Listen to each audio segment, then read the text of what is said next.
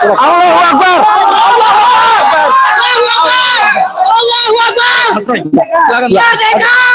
Bismillahirrahmanirrahim. Ya, alhamdulillah saya secara pribadi Roy Suryono Tripudojo ya mengaturkan banyak terima kasih untuk yang terjelas adalah kepada sahabat setia saya Dr. Tifausia Tiasuma ya yang terus kami terus berjuang. Ya, kami tidak memperhitungkan siapa yang di luar sana. Juga kepada 3 sahabat kami yang lain. Ibu Kurnia Triuryani, Mas Rizal Fadilah, juga Pak Rustamai. Dan terutama yang tidak bisa kami lupakan. Lawyer-lawyer yang luar biasa. Ya, luar biasa. Ya, mohon maaf saya tidak bisa sebutkan satu persatu. Ya, mulai dari Mas Refli sampai yang semuanya. Dan tentu saja kepada teman-teman semua. Awak media, para jurnalis, para YouTuber, dan juga kepada seluruh masyarakat Indonesia. Ini insya Allah kemenangan rakyat Indonesia. Amin, ya Allah, amin. Dan saya hanya ingin mengaturkan puji syukur kepada Tuhan Yang Maha Kuasa, Allah Subhanahu Wa Taala, bahwa perjuangan kami belum selesai. Sampai dengan hari ini kami masih akan terus berjuang menegakkan kebenaran yang ada. Dan mohon terus supportnya, dan insya Allah kami berdua tetap kuat, tidak seperti para pengkhianat. Allah. Publik di Indonesia, terutama mereka yang selama ini mendukung perjuangan mereka yang selama ini mendukung perjuangan Roy dan Dr. Tifa, ya, Roy Suryo dan Dr. Tifa, karena Kejaksaan Negeri Jakarta Selatan memutuskan tidak menahan mereka setelah mereka menerima pelimpahan tahap 2 dari Polda Metro Jaya. Dan tentu saja keputusan dari Kejaksaan Negeri Jakarta Selatan ini disambut sangat meriah oleh para pendukung Roy Suryo, dan tentu saja bagi Roy Suryo dan juga Dr. Tifa. Dalam penjelasannya, Roy Suryo itu menyatakan dia akan terus berjuang. Tetapi tentu saja dia termasuk juga pengacaranya Refli Harun itu menyatakan apresiasi terhadap langkah yang diambil oleh Kejaksaan Negeri Jakarta Selatan.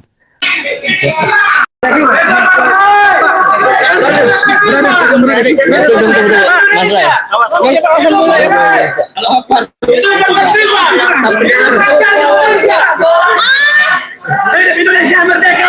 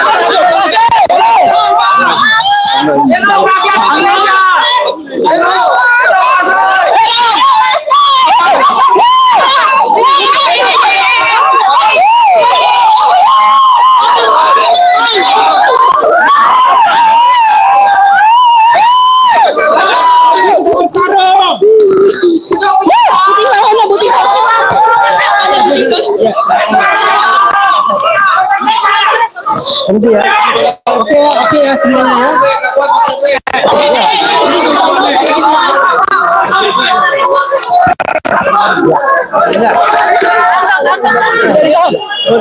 Iya, berhenti dulu ya. Assalamualaikum warahmatullahi wabarakatuh. Kawan-kawan semua, media-media sekalian, ya, terima kasih atas kesabarannya menunggu kami dalam mendapatkan kabar yang akan kami sampaikan ini. Jadi sebelum pelimpahan, kami mengajukan surat kepada Kejaksaan Negeri Jakarta Selatan ini dan diterima pada pukul 8.25 ya. Dan surat itu intinya adalah kami meminta penangguhan dan atau tidak ditahan, karena memang ada perdebatan apakah sudah ditahan atau belum. Nah, pemeriksaan setelah beliau berdua masuk itu sudah selesai sesungguhnya pada pukul sebelum sholat zuhur dan makan siang. 11. Ya kira-kira pukul 11. Dan kami harus menunggu, alhamdulillah, walaupun agak lama sedikit, tetapi ya tidak menjenuhkan juga karena kami kemudian banyak sharing, banyak cerita dan lain sebagainya, diberikan makan yang baik juga, minum yang baik juga. dan akhirnya ya pada pukul hampir pukul 5 ini akhirnya kami mendapatkan kabar yang menggembirakan. Ya, kabar menggembirakan itu bahwa kedua beliau itu tidak ditahan. Tidak ditahan. Tentu saja tidak ditahannya ini menuntut tanggung jawab kami dan kedua beliau ya. Jadi tanggung jawabnya tentu menjaga iklim tetap kondusif, dan kita nanti berpikir bagaimana menghadapi kemungkinan persidangan ke depan dengan profesional, dengan mengedepankan ilmu-ilmu hukum yang kita punyai, sehingga apa yang ingin kita bela, apa yang ingin kita katakan itu memang berdasarkan hal-hal yang memang betul-betul dilindungi oleh konstitusi dan undang-undang. Nah, karena itulah terima kasih sekali lagi atas dukungannya, dan mudah-mudahan dukungan itu tidak pernah surut. Amin. Ya, tidak pernah surut, dan kemudian sekali lagi kami mengucapkan terima kasih. Saya ingin memberikan kesempatan kepada Mas Roy dan Dr. Tifa untuk menyampaikan sesuatu. Siapa yang mau duluan? Mas Roy, silakan Mas Roy. Ya, Allahu Akbar. Allahu Akbar. Allahu Akbar. Silakan. Bismillahirrahmanirrahim. Ya, alhamdulillah saya secara pribadi Roy Suryono Tripudojo ya mengaturkan banyak terima kasih untuk yang terjelas adalah kepada sahabat setia saya Dr. Tifa Tiasuma ya, yang terus kami terus berjuang ya, kami tidak memperhitungkan siapa yang di luar sana, juga kepada 3 sahabat kami yang lain, Ibu Kurnia Triuryani, Mas Rizal Fadilah, juga Pak Rustama, dan terutama yang tidak bisa kami lupakan, lawyer yang luar biasa ya, luar biasa ya. Mohon maaf saya tidak bisa sebutkan satu persatu ya, mulai dari Mas Refli sampai yang semuanya, dan tentu saja kepada teman-teman semua awak media, para jurnalis, para YouTuber, dan juga kepada seluruh masyarakat Indonesia. Ini insya Allah kemenangan rakyat Indonesia. Amin ya Allah, amin. Dan saya hanya ingin mengaturkan puji syukur kepada Tuhan Yang Maha Kuasa, Allah Subhanahu Wa Taala, bahwa perjuangan kami belum selesai. Sampai dengan hari ini kami masih akan terus berjuang menegakkan kebenaran yang ada, dan mohon terus supportnya, dan insya Allah kami berdua tetap kuat, tidak seperti para pengkhianat. Assalamualaikum. Ini luar biasa ya situasinya, karena memang sejak awal ini banyak sekali yang meminta, berharap agar kejaksaan memang tidak menahan, dan pengacara sendiri sudah menyatakan kalau sampai Roy Suryo dan Dr. Tifa itu diputuskan ditahan, maka mereka akan mengajukan penahanan. Tapi rupanya tidak perlu mengajukan hal semacam itu karena Kejaksaan Negeri Jakarta Selatan memutuskan untuk tidak menahan itu. Tetapi ada satu informasi yang sangat menarik yang disampaikan oleh Dr. Tifa, bagaimana proses sesungguhnya. Yang kita tahu kan mereka itu tadi malam itu dipindahkan dari Rumah Sakit Kramat Jati, Rumah Sakit Polri Kramat Jati ke Polda Metro Jaya untuk ditahan. Itu ya, kita kan mengutip pernyataan dari Kepala Bidang Humas Polda Metro Jaya, Komisaris Besar Polisi Budi Hermanto, yang dia menyatakan bahwa Ahad malam itu akan dipindahkan dari Rumah Sakit Polri, kemudian ditahan di Polda Metro Jaya, baru keesokan harinya atau Senin tadi pagi pukul 9 itu diserahkan ke Kejaksaan Negeri Jakarta Selatan. Tapi menurut versi Dr. Tifa ternyata mereka tidak sempat ditahan di Polda Metro Jaya, tetapi dari Rumah Sakit Polri langsung menuju ke Kejaksaan Negeri Jakarta Selatan. Nah, apa yang terjadi? Ini sangat menarik seperti yang diceritakan oleh Dr. Tifa. Hari ini ya, Senin 22 Januari 2024. Tapi ada sebuah situasi yang sedikit dramatis ya. Semalam di tanggal 21 Januari 2026, tiba-tiba ya ketika kami istirahat ya, saya diberikan obat penenang ya, sehingga saya tidur jam 9, jam 10 atau jam 22 malam saya dibangunkan. Saya dibangunkan dengan informasi bahwa malam itu juga saya mesti ke Polda. Artinya saya mesti ketahanan, ya. Padahal kondisi saya waktu itu masih dalam keadaan terinfus dan sangat lemas. Demikian juga dengan Pak Rasulullah, cukup lumayan insidennya ya, karena mereka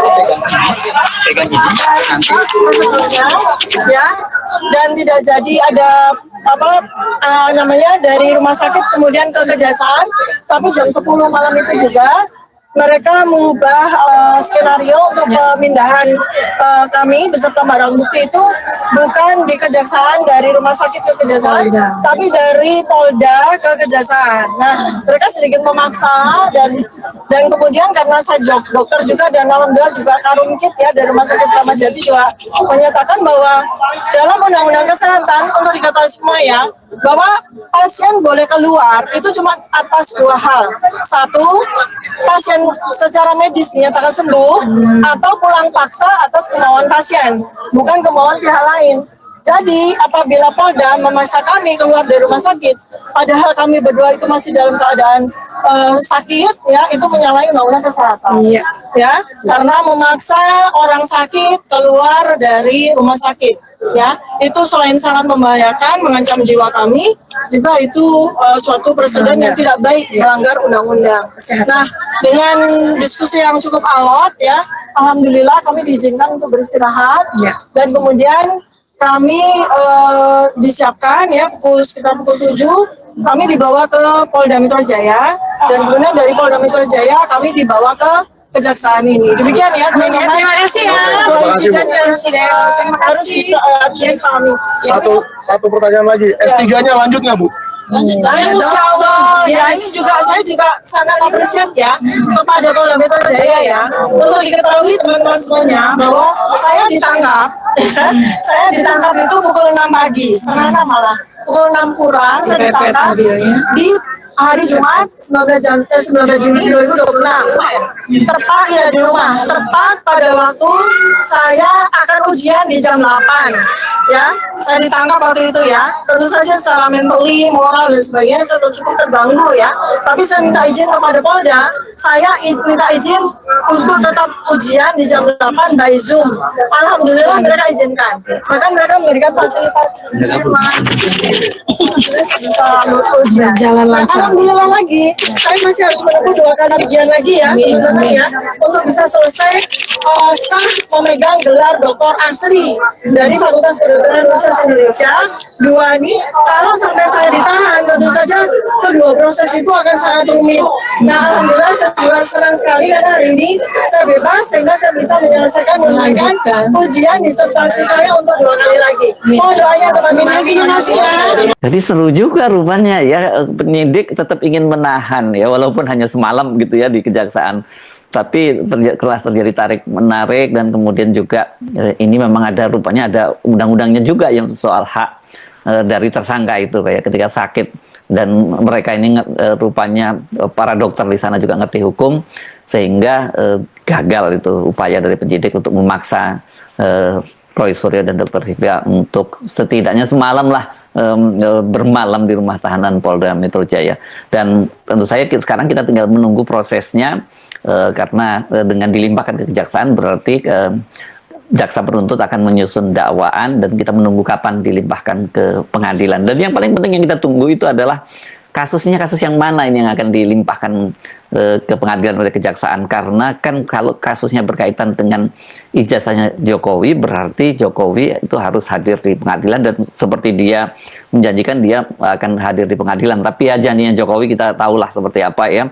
Tetapi kalau kemudian ini lebih pada soal fitnah, ya memang tidak ada kewajiban dari Jokowi untuk hadir gitu.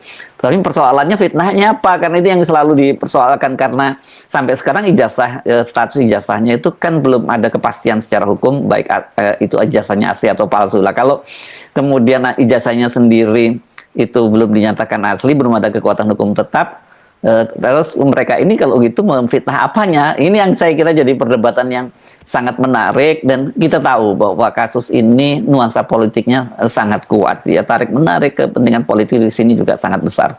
Kita tunggu saja bagaimana perkembangan berikutnya. Yang jelas seperti dikatakan oleh Dr. Tifa tadi, dengan tidak ditahan maka dia bisa melanjutkan untuk menjalani ujian doktornya di Fakultas Kedokteran UI, karena seperti dia katakan tadi, dia kemarin baru ujian yang pertama, ujian tertutup yang pertama, dan ada 2 tahapan ujian lagi yang harus dia tempuh. Nah, dengan dia berada di luar tahanan, setidaknya dia bisa mempersiapkan diri dengan baik dan juga lebih tenang. Saya Hersman Arif, sampai jumpa lagi. Wassalamualaikum warahmatullahi wabarakatuh.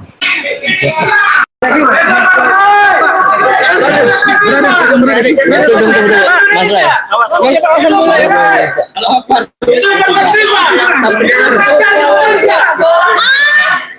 Indonesia merdeka. Oh!